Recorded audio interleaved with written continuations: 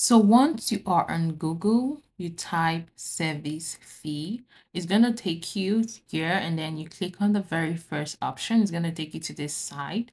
For transfer purposes or payment purposes, you actually start in the same place. You go pay your I-901 fee. You click on that. It's going to take you to this place where you put in your N number, the one on your I-20. So if you're transferring, you put in the old I-20 that has already been paid, then it will be transferred to the next one. So once you have paid, it's going to take you here showing that you already paid for this one. Then you request for a transfer. So once you request for this transfer, it's going to take you to this transfer form.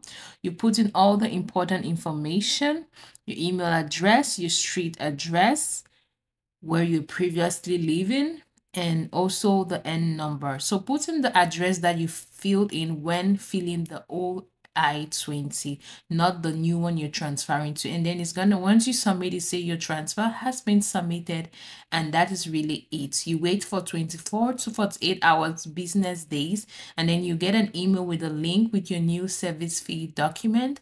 Thanks so much for watching. Goodbye.